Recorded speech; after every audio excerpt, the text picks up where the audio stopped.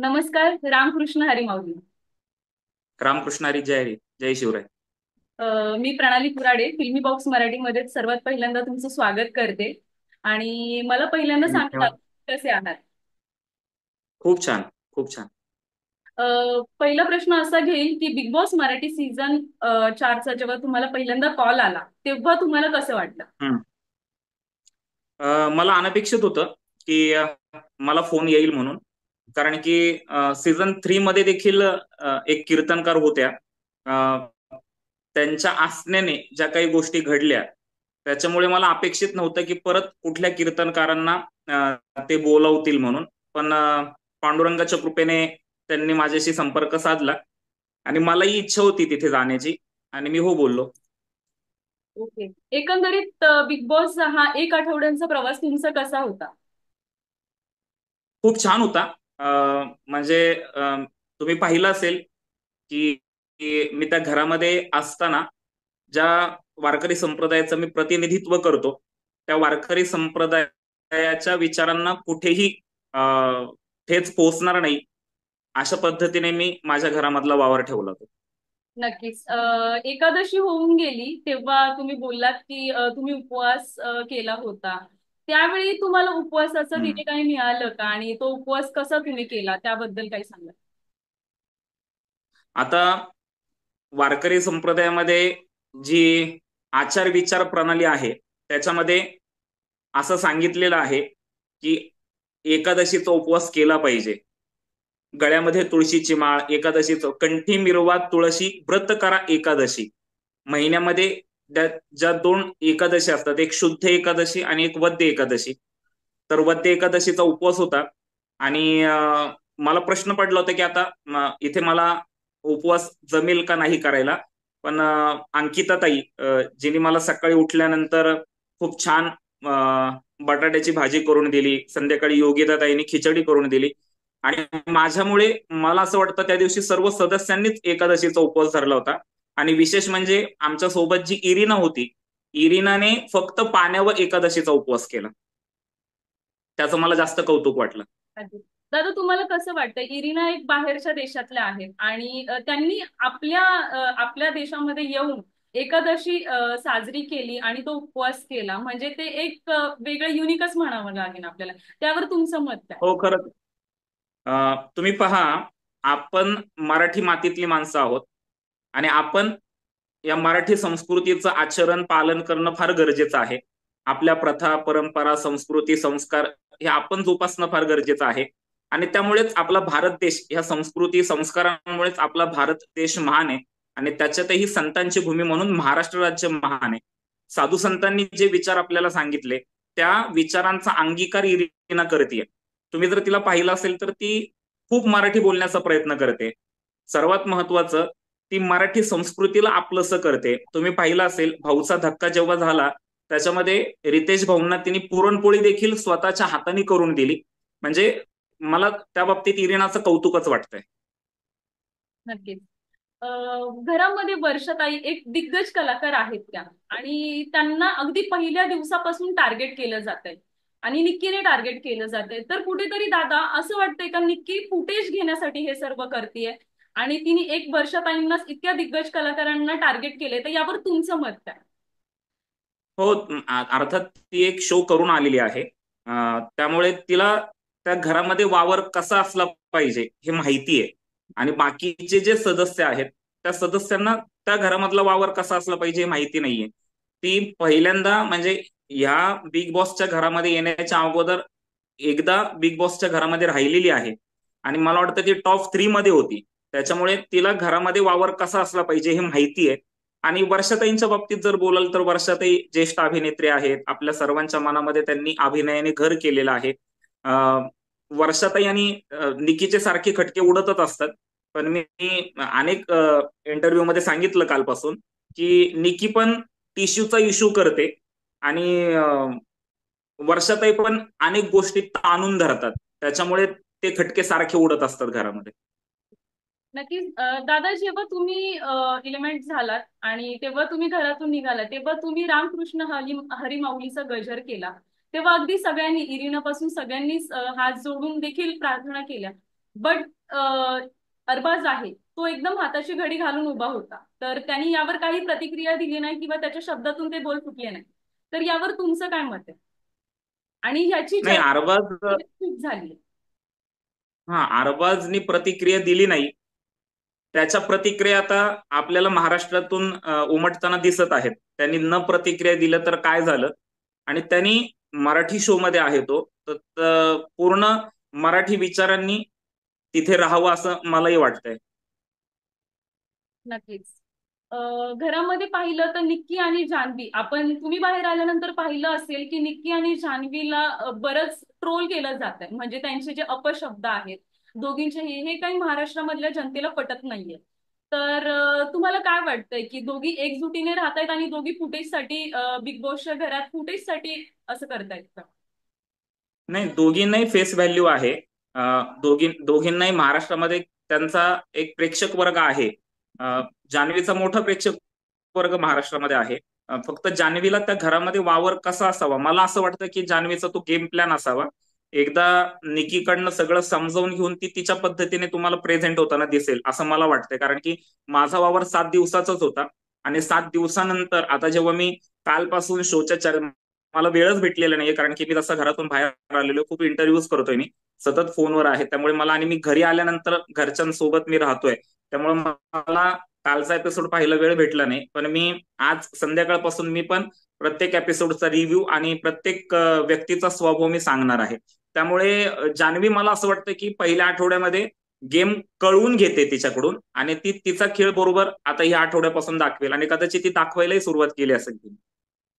आर्याला troll केलं जातंय, बऱ्याच प्रमाणात ट्रोल केलं जातंय. इवन असंही बोललं जातंय की घरामध्ये बिग बॉसच्या 2 बायका आहेत, आणि असं घेऊन हो. पण कुठेतरी थोडं फुटेज खाण्याचा प्रयत्न करते. म्हणजे बिग बॉस यांचं नाव घेऊन मी म्हणजे माझे नवरा आहे म्हणून फुटेज खाण्याचा प्रयत्न करते. तर तुमचं आर्याबद्दलचं मत काय? नाही, आर्या काय त्या घरामध्ये आर्या आणि घनश्याम हे वयाने लहान आहेत पेक्षा. तर तो वयाचा लहानपणा आर्याच्या वागणुकीमध्ये दिसतोय. जसं की घरामध्ये सतत बिग बॉस माझे नवरा आहे, आणि जान्हवी म्हणतात बिग बॉस माझे प्रियकर आहेत. हे चाललेलंच आहे त्यांचं, त्याच्यामुळे घरातलं वातावरण पण खेळतं राहतंय. पण आर्या खूप महत्वाकांक्षी आहे, तिला ट्रॉफी घ्यायची आहे बिग बॉसची, त्याच्यामुळं तिचा गेम त्या पद्धतीने चालू आहे असं मला वाटतं. अच्छा. गणेशाम बद्दल काय सांगाल दादा? म्हणजे तो लहान आहे, गणेश छोटा पॅकेट बडा धमाका म्हणायला हरकत नाही. तर त्याचा खेळ कसा आहे? तो जो खेळतोय तो पॉलिटिकल डोक्याने खेळतोय का? कारण त्यांनी बऱ्याच गोष्टी तुमच्या समोर व्यक्त केल्या, जसं तो तुमच्या मांडीवर डोकं ठेवून रडला देखील. तर तुम्ही काय सांगाल त्याच्याबद्दल? नाही, बरोबर आहे. घनश्याम देखील काय, मातीतला माणूस आहे, ग्रामीण भागामध्ये राहिलेला माणूस आहे, आणि राजकारणावर विशेष प्रेम असलेला व्यक्ती आहे. त्याच्यामुळं त्याचं जर निरीक्षण पाहिलं तुम्ही, मी जेव्हा अगोदरपासून, तो माझा मित्र आहे खूप चांगला, माझ्यावर त्याचं फार प्रेम आहे आणि श्रद्धा आहे. तर त्याचं निरीक्षण हे फार बारीक असतं, कोण काय करतं, कोण काय करतं, आणि भगवंताने त्याला बोलण्याचा फार चांगला गुण दिलेला आहे. त्याच्यामुळं त्याचं मत तो अतिशय व्यवस्थितपणे मांडण्याचा प्रयत्न करत असतो. हा, फक्त त्याचा एक एक विषय आहे की तो माझ्याजवळ बोललेला दुसऱ्याजवळ व्यक्त होतो, आणि दुसऱ्याजवळ बोललेला माझ्याजवळ व्यक्त होतो.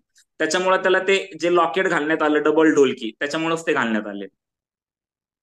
तुम्ही बोललात आता डबल ढोलकी, तर तुम्हाला काय वाटतं? आता 16 स्पर्धक तिथे, 15 स्पर्धक तिथे राहिलेले आहेत, तर त्यापैकी डबल ढोलकी असा कोण आहे?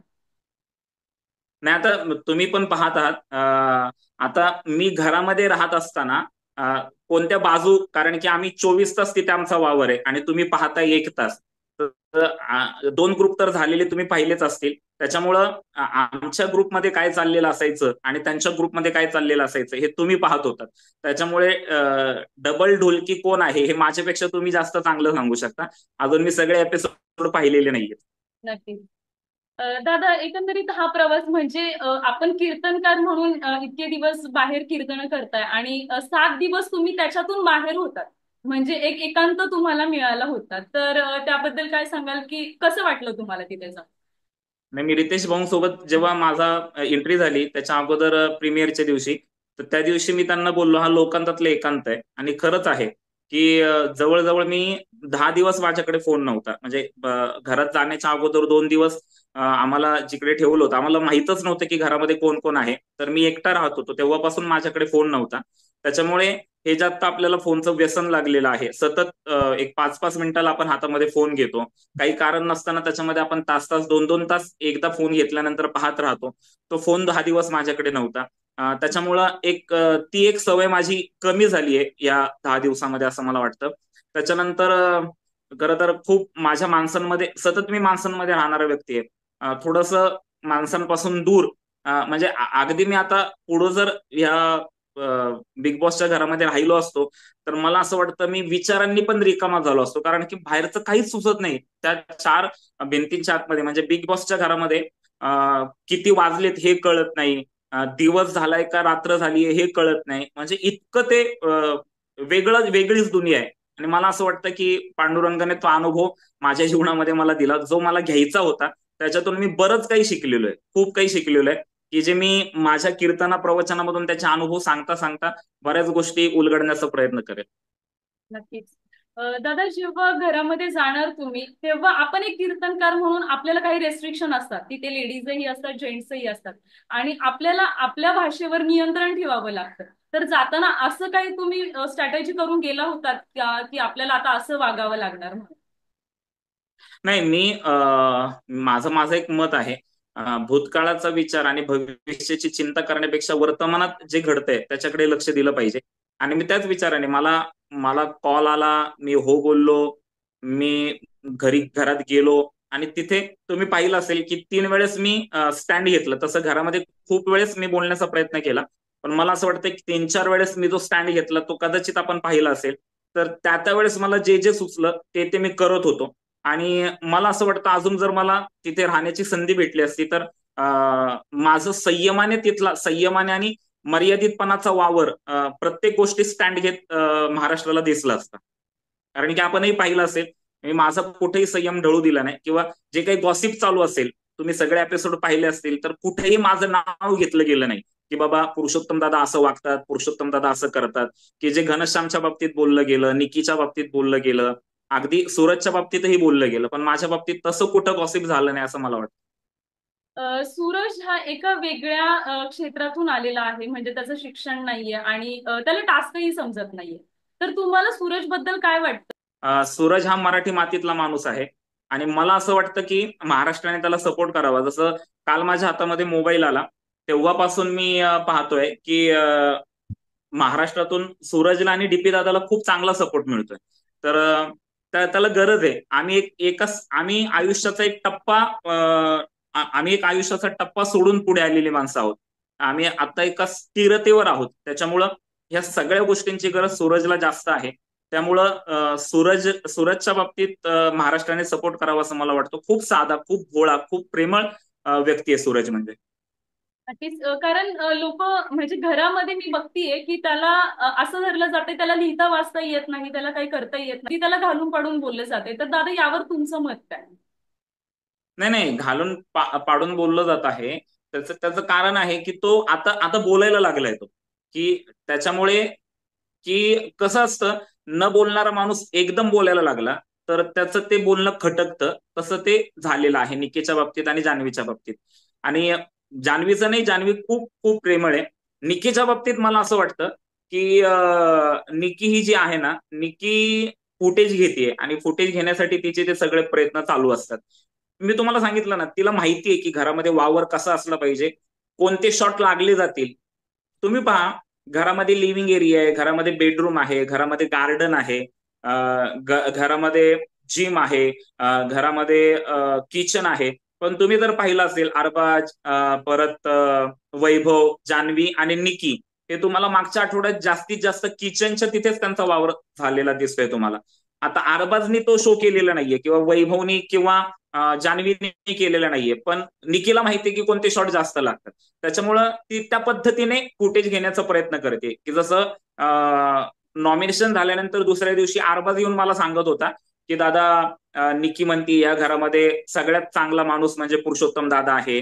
तुमचं नेचर तिला खूप आवडतं. म्हणजे एका पद्धतीने तो मला त्यांच्या ग्रुपमध्ये ओढत होता.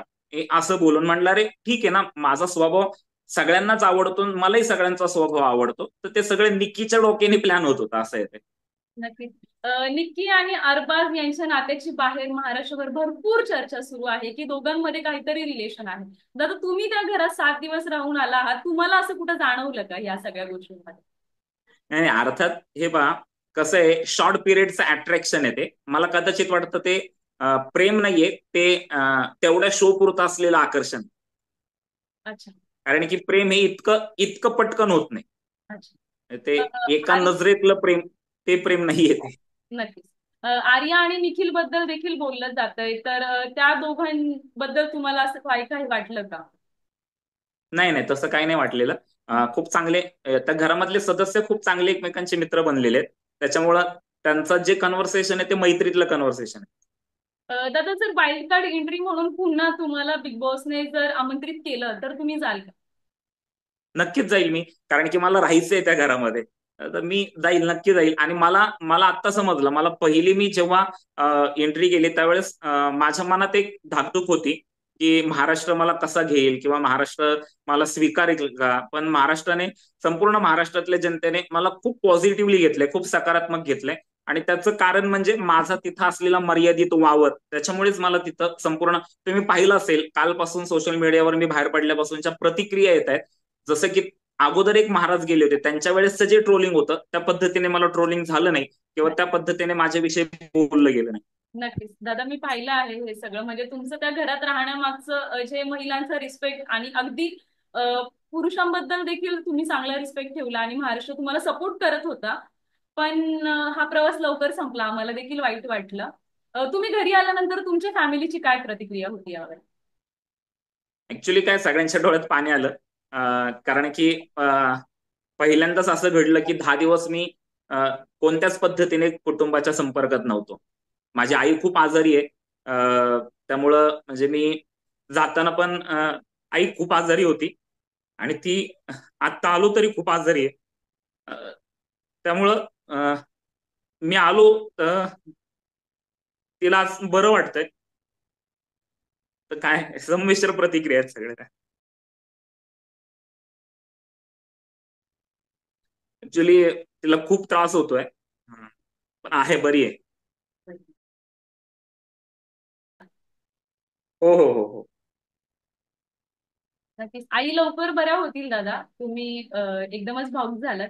पण नक्कीच लवकर बऱ्या होतील ते आपल्या माऊलींच्या कृपेने, विठ्ठलाच्या कृपेने. जाता जाता एक शेवटचा प्रश्न घेईल दादा, की बिग बॉसच्या घरातली ट्रॉफी अर्थातच तुम्हाला जिंकायची होती ती, बट आता तुमच्या व्यतिरिक्त कोणी जिंकावी, कोणत्या सदस्याने जिंकावी असं तुम्हाला वाटतं? अभिजित दादांनी जिंकावी असं मला वाटतंय. तो त्या क्षेत्रामध्ये राहिलेला आहे. जी लोक आहेत, तर तिथला वावर त्याला पूर्णपणे माहिती आहे. आणि त्याचा एक, भारतामधून म्हणजे फक्त महाराष्ट्रातच नाही, तर त्याचा चाहता वर्ग भारतातला आहे. त्यामुळे त्याने जर ती ट्रॉफी जिंकली तर मला असं वाटतं की ती योग्य माणसाकडे जाईल, किंवा मग टीपी दादा असेल, महाराष्ट्रातला मराठी मातीतला माणूस आहे. मला वाटतं सगळ्यांनीच जिंकावी, पण ते शक्य नाहीये. नक्कीच दादा, खूप छान वाटलं तुमच्याशी बोलून. आणि तुम्हाला पुन्हा एकदा रामकृष्ण हरी माऊली आणि आईची तब्येत लवकर बरी व्हावी हीच विठ्ठलाचरणी प्रार्थना. रामकृष्ण हरी, जय शिवराय. जय शिवराय. थँक्यू.